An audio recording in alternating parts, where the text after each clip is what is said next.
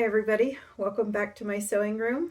My name is Sue, and in case you're joining me for the first time, I live in southeastern Pennsylvania and I make a lot of scrap quilts. And I'm also a hand quilter. All of my quilts are hand quilted by me. So before I get into today's topic, I just want to take a minute and really thank everybody so much for all the comments that you all left on the last video where I talked about what is a scrap quilt and what makes a scrap quilt. I really enjoyed reading all those comments. It was so interesting and such a good discussion from everybody in the group. And I think most of us, for the most part, I think we're on the same page, and it sounds like a lot of you like to make scrap quilts as well, which is really cool because the best thing about scrap quilts is that they are all unique. You're never going to find two of them that are the same, and I think that's one of the things that I love the most about them. So, to start off with today, I want to share the quilt that's behind me, and this is the new finish. This is the pattern called Anything Goes that I found on Missouri Star Quilt Company. And so the quilting is finished and the binding is done and it's been washed. So it's official now. So that one can go in a pillowcase and go on my pile now. That was a fun one to make, actually. I really liked doing that one, and I really liked it because, first of all, the pattern was easy. I did modify mine a little bit from how Missouri Star did theirs, and I really liked that I could dig into my scraps and use different sizes that I had already pre-cut.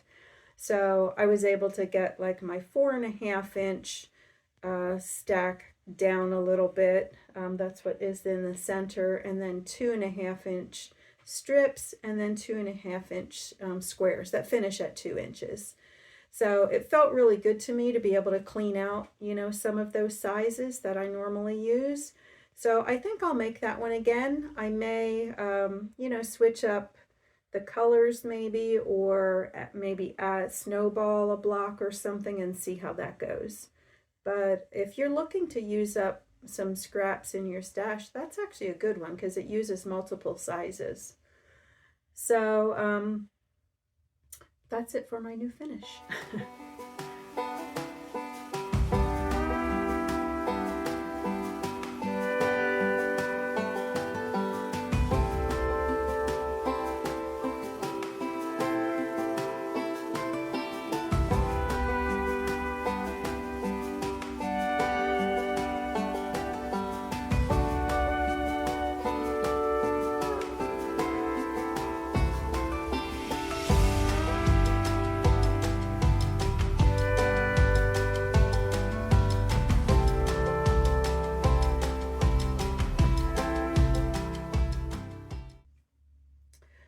Well, I've been busy, and as you know, I'm always working on something.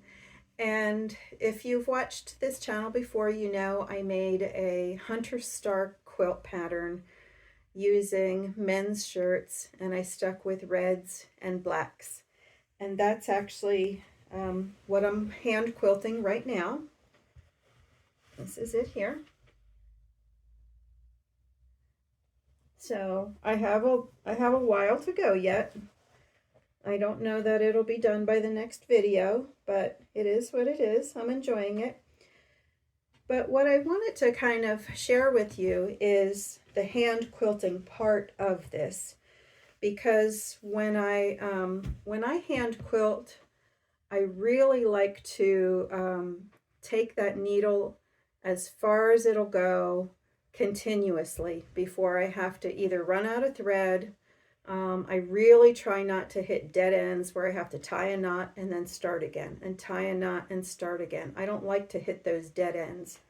And so I kind of wanted to show with this, with my little wall insulator quilt. Before I did the red and black for for a whole big bed quilt, I did this small, you could call it a table runner. I'm using it as a wall hanging. But I made this for two reasons. And I think I shared the first reason, which was I was trying out the piecing part of it to see, you know, how things went, if there was any specific area that was going to give me trouble or not that I had to pay attention to. So that was one reason why I made this. Now the other reason, which I didn't share yet, is the hand quilting part. That's always a tough part for a lot of people. It's after the top is done, then you have to ask, how am I going to quilt this? And sometimes for me, that's very easy with, again, like the one behind me worked out really well that I could just do a simple grid pattern, and the quilting is close enough on that. I think it finishes like 1.5 inches apart, the quilting lines. So that was easy. That was kind of a no-brainer. This one was a little bit more difficult to figure out, how did I want this quilted? So again, I did use this as a practice piece just to try something out and see whether it worked or not, and whether I liked the finished look of it or not. And so, because I've been quilting for a long time, I looked at the very center here. Let's see, let me get this straight here. The very center of this here. And I knew that if I quilted, let's see, I need to lay this out a little bit better here. I knew if I started my needle in the center here, I knew I could go continuously down this line here. If I start here, I could go down here, over here, and then come up, and then down in the tan, and go down, and come up in the tan, down in the blue, follow along the blue here to the point, and then come straight up here. And I'm going to end up exactly where I started. And from there, I can just take my needle and jump over to the next spot. And I can do the same thing. I can go down here, stay in the tan, come back in the blue, go down, come up in the blue, go down in the tan, go to the point, back up, and then all the way back up to the point. And I can do this whole star all at once. If theoretically, if my thread was long enough, I could do that whole thing all at once. Now, that's just the star part. That doesn't include these triangular parts down here. So I treated that separately from the star.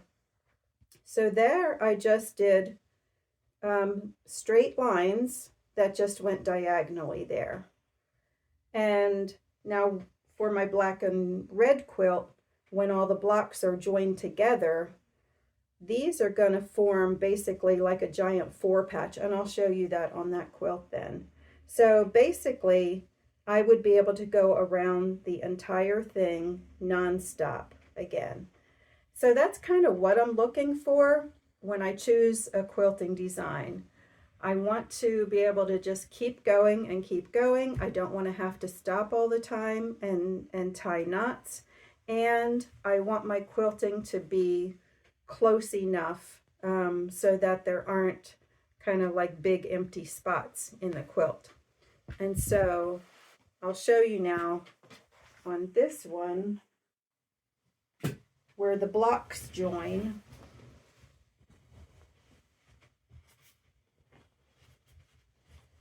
And it creates basically this giant hourglass block in the middle here. So this red is for this block and this red is for this block, but when they join, it makes a big hourglass unit. And I'm not sure if you can see, but I do mark these. That's my blue pen that I use, and I can go around this whole thing now. This whole block I can do continuously. And I did find too that there were a couple of different ways that I could start and finish continuously. But if I kind of went up and around and then traveled here and then went around again, I found I was moving my hoop way too many times, and I didn't really like that. So you could also go, just do all of the whites, and then you could also do all of the reds too. But that too, I didn't like how far I had to travel here in this part, coming from one red to another. That was a little too far. So I tried another way, and it's sort of like a combination. I went around the whole perimeter first, and then wherever I ended up, then I only had to travel a shorter distance here, and then I would go up, down, up in the white. So I didn't have to turn my hoop. I could do all three of these at once. But then that ended me on the red, and then I could do down, up, down, and then that led me over to the white. So then I would come down, up, down, and then that would lead me over to the last one. So I was still able to do it all continuously, and that's really what I'm looking for. So I just kind of thought maybe I'd share that for people who also like to hand quilt. It's just kind of something to keep in mind. You don't have to do it like that, but it's a more efficient way to do your hand quilting. And it goes faster, but I'm not really interested in the speed aspect of it. I kind of want it to be efficient. That's what makes me happy. I also think that machine quilters too are kind of looking for the same thing. How can they do continuous line piecing so that they also don't have to stop? And I don't know anything about machine quilting myself. I only know, the little bit that I've seen online. I don't have firsthand experience with it. But I don't know, do they have to tie knots also, or that bury their threads too? So it just becomes a lot more work, and again, I can't really speak to machine piecing, how you can really see where they started and stopped, if that's an issue too. But so anyway, so I'm doing okay with this one. I'm moving along. Um, my cat's given me, a run for my money on this. He requires a lot of my attention in the morning. We have to go out and see the birdies and the squirrels all the time, and especially now that the weather's nicer. And I have to hold him. I don't live in a place where I can just let him out. So I do have to hold him when I'm out. So, and I don't mind. I like being out too. So that's how far I am. I still have a little way to go. After I finished piecing together the red and black hunter star, I used men's shirts to put that together. And so when I was done and the quilt was together, my table was a mess. I had all these leftovers from all those shirts. And I don't know, I got it in my head, like, I don't want to put these smaller pieces back. Because, when the smaller pieces like that kind of get shoved in a box somewhere, they tend to be forgotten about. And I had no plan at all for them. So they did sit here for a while, and it bothered me enough that it's like, okay, I just need to do something with them.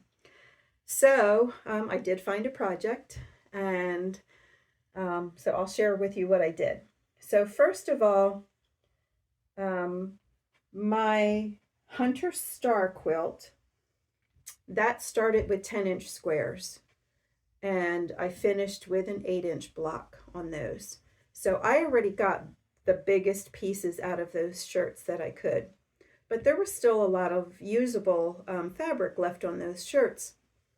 So I was thinking of making hourglass units, and so here are a few here. And to start with these required a 5.5-inch block of a red and a 5.5-inch block of the black. So that worked really well too. So I made a lot of these, and I kind of mixed and matched them together. I put two different reds in each block and two different blacks.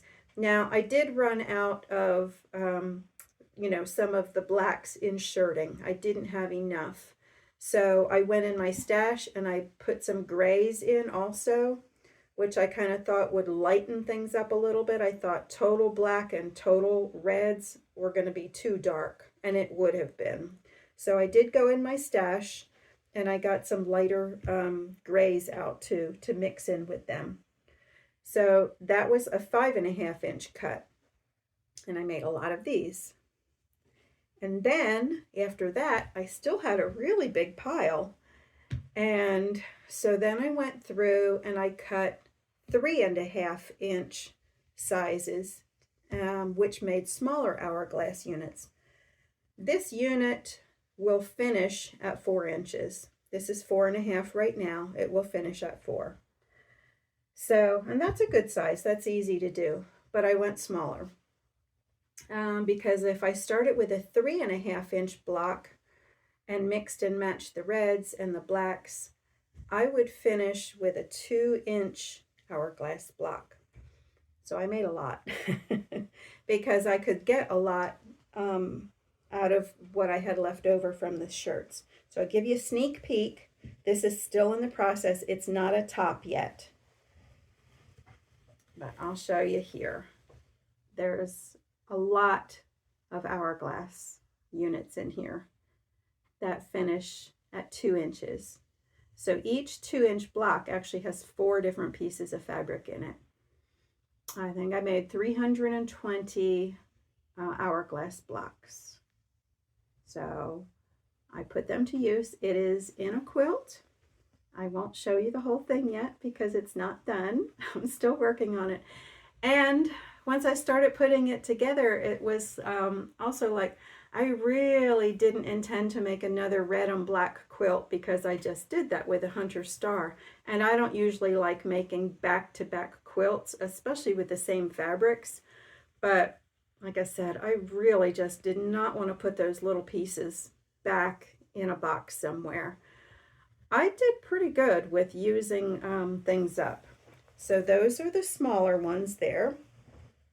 And then what was left, again, I went through again and I cut 1.5-inch pieces, which I really didn't get that many. I did make pretty good use of all that fabric. So that's all I have for 1.5-inch pieces. As far as squares, those are my squares. And then these are my 1.5-inch strips.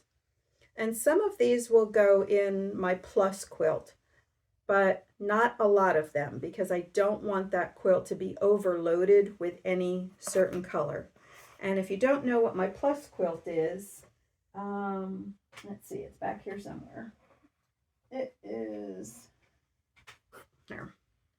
I'm making a lot of little blocks. These will finish at 3 inches. So some of these strips here from my red and blacks will end up being little plus blocks here. I'm still working on these, by the way. These, I don't want to kind of force this to happen. This is just as I am getting scraps.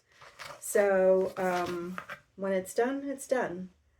This is kind of a long-term project, and I'm going to set this on point with a single, I'm thinking like a tannish color, an off-white in between them. So that's my plus block. And I did work on some more of those, but I'm not close to having enough that I need. And so then I also have some more 2.5-inch blocks that I cut from the reds and the blacks. And that's it. Everything else I threw away. And oh wait, I did have some in my box that I use my really, really small crumbs for. When I sew like on adding machine tape, there is some in there. But even that's not an awful lot that I put in there. So But those shirts are gone now. They're all used and they're gone and they're out of here. So it was nice for me to be able to kind of roll that over into another project as I went along. So now you got a sneak peek of my next one. I'll share more with that when it's actually a top.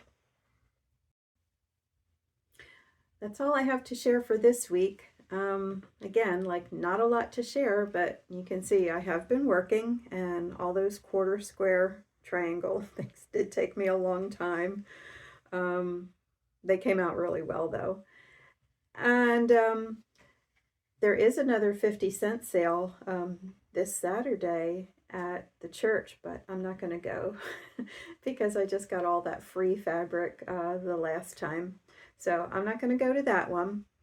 But I did want to share this with everybody too. I know this doesn't apply to most people, but if you're in the general area, there is a quilt show in my area, and maybe you can take a screenshot of this postcard.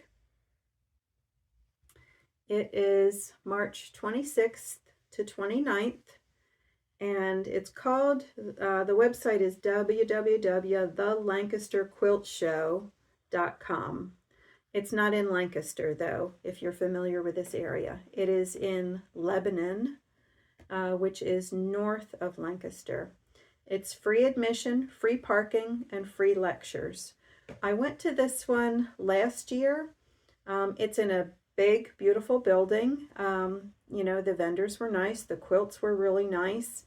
But I'm just not going to go this year because it's about a 2-hour drive for me, and I don't know, I'm just not in the mood for it this year.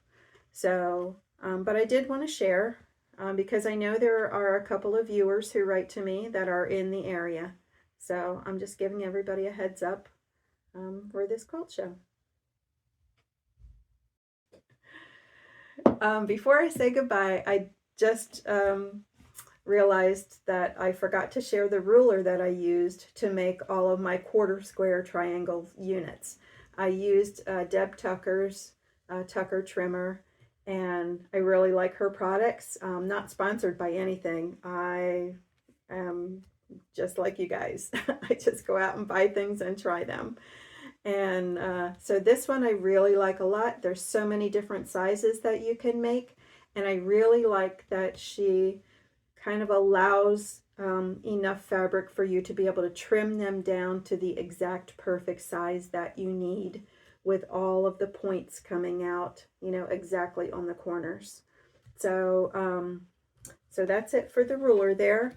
And again, I really thank you everybody so much for commenting, and I do read them. Sometimes it's really hard for me to get to answer everybody's comments because, especially with the last video, there were a lot. There were really a lot. But yeah, I really do enjoy it. So I will see you next time. Happy sewing, everybody. Bye.